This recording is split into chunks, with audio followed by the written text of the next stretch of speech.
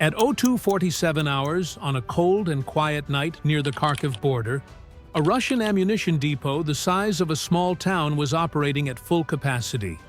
Dozens of trucks moved in and out carrying crates of rockets, artillery shells, tank ammunition, and guided missiles worth more than $80 million. Inside the perimeter, Russian soldiers were supervising the unloading of new shipments coming from deeper inside Russia. Floodlights lit the entire area, and 3 mobile Pantsir S-1 systems stood ready, scanning the sky for any threat. Russian officers believed nothing could reach them this deep behind their lines. The depot was protected by layered radar, electronic warfare, and air defense units. They believed they were safe. They believed they were untouchable. They were fatally wrong. Because just 19 kilometers away, flying less than 40 meters above the frozen ground, a Ukrainian Su-24M strike jet was quietly approaching the target. Its engines were throttled low. Its radar was switched off. Its profile was hidden by the rolling terrain. The pilots inside were calm, focused, and prepared for one of the most dangerous deep strike missions of the entire war. And what happened next would turn that Russian ammunition depot into a firestorm visible for more than 50 kilometers. From the Russian perspective, everything looked normal. The duty officer, Major Sokolov, trusted the depot's defenses. 3 Pantsirs guarded the perimeter.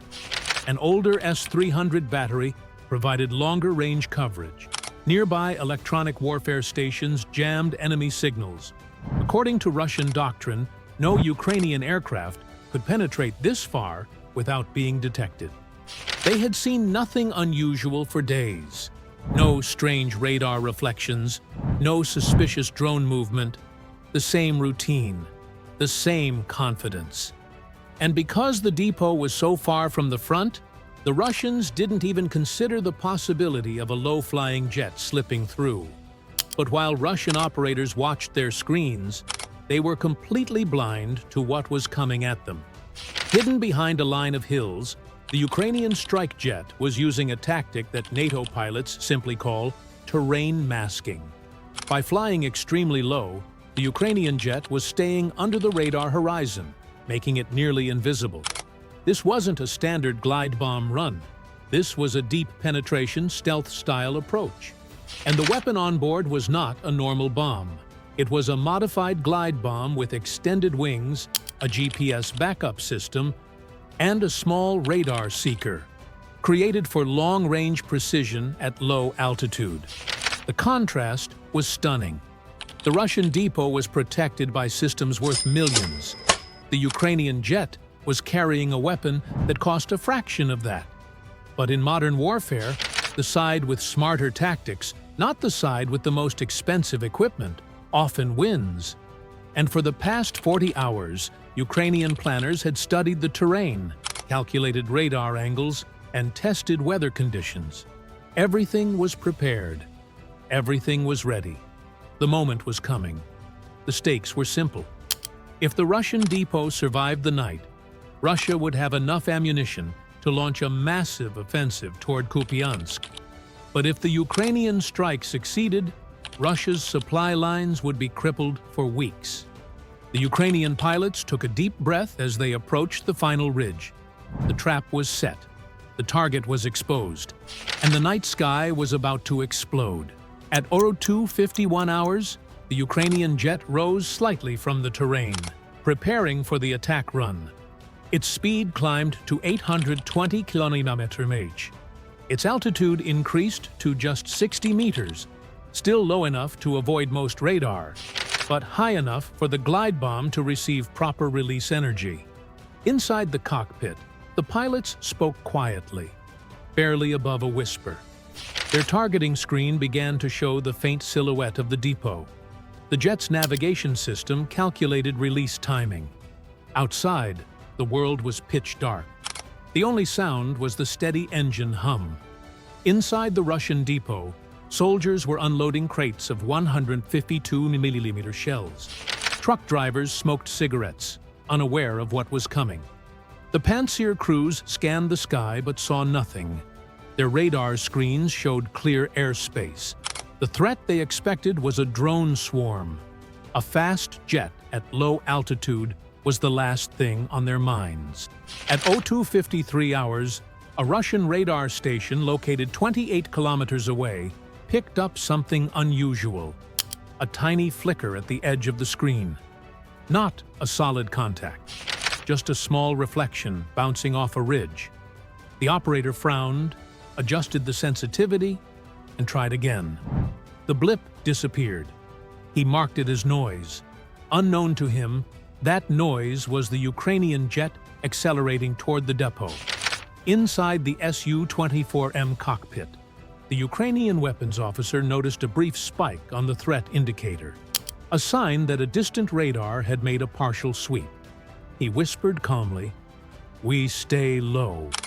The jet descended slightly again, skimming just above the frozen fields. The signal vanished. The Russians had missed their chance. At 02:55 hours, Major Sokolov received another report. A second radar flicker from a different station. Now he was alert. He ordered the nearest Pantsir to switch into combat mode. Its radar mast lifted. Its sensors began scanning aggressively. This changed everything. A combat mode Pantsir could potentially detect low-flying aircraft. Russian crews braced themselves. Inside the Ukrainian jet, the pilots saw the warning on their display. Pantsir, radar, active. The threat was real now. They knew if the Pantsir locked onto them during the climb for bomb release, they might not make it home. But there was no turning back. The depot was too important, and Ukraine needed this strike. The Ukrainian jet's onboard defensive system activated Protocol Echo 7, a low-altitude radar interference pattern. It didn't jam the Russian radar directly. Instead, it used the terrain to create bouncing reflections that made the jet appear farther away than it actually was. To the Pantsir crew, the screen showed something strange. A faint object moving sideways, not toward the depot. The crew hesitated. They needed a confirmed lock. They didn't have it. The Ukrainian pilots pushed forward. The deception was working. For the next 60 seconds, a deadly, silent game unfolded. The Pantsir radar swept left. The jet slipped right. The radar swept right. The jet dropped lower. Russian operators sent queries to each other, trying to understand the readings. But the Ukrainians stayed one step ahead, using every hill, tree line, and valley to hide their movement. The depot grew closer. The jet stayed invisible. At 02:57 hours, the biggest problem appeared. An unexpected warm air pocket rising from a nearby industrial area. It caused turbulence at low altitude. The jet shook violently. If they climbed even slightly, the Pantsir might spot them. If they stayed too low, they risked clipping the terrain. The pilots had seconds to decide. The weapons officer pressed his palms against the console, steadying himself. "Hold altitude," the pilot whispered. They fought the turbulence, holding the jet steady like a knife cutting through the dark. At 02:58 hours, the final ridge came into view. Beyond it lay the depot, bright lights, storage bunkers, fuel tanks, rows of shells stacked like towers. The jet climbed to 120 meters, just enough for a clean release. The Russian radar finally caught a clear signal. Alarms blared inside the Pantsir. The crew screamed coordinates, but it was too late. The Ukrainian weapons officer whispered, "Target locked. Release in 3, 2, 1. At 02:59 hours, the glide bomb dropped from the jet's belly and deployed its wings, catching the cold night air. It glided silently like a ghost, dipping slightly as its seeker activated. The jet immediately banked left, diving back into low altitude to escape. Russian radars detected the bomb too late. The Pantsir fired one missile, but it missed by a wide margin, streaking into the sky. The bomb continued unharmed, its guidance fins adjusted with tiny movements. Its seeker locked onto the largest cluster of ammunition crates near the depot's center. Russian soldiers spotted it just seconds before impact. They barely had time to shout. At exactly 03 hours, the bomb struck the center storage area. The explosion wasn't just loud, it was monstrous. A towering fireball ripped upward, followed by a shockwave that shattered windows kilometers away. Thousands of artillery shells ignited in a chain reaction. Rockets began firing in random directions as they cooked off. The ground trembled. A second blast engulfed fuel tanks. Then a third detonated underground ammunition bunkers. The night sky turned orange. Russian soldiers ran desperately, but the firestorms were unstoppable. The depot's entire eastern side collapsed. Trucks were thrown into the air like toys. The Pantsir crews abandoned their vehicles. Their screens went dark. The entire depot became a volcano of fire and metal.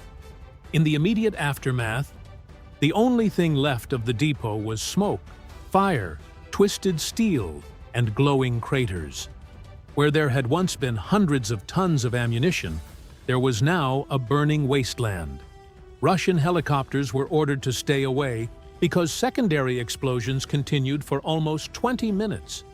The depot was gone, completely gone. Strategically, the impact was devastating.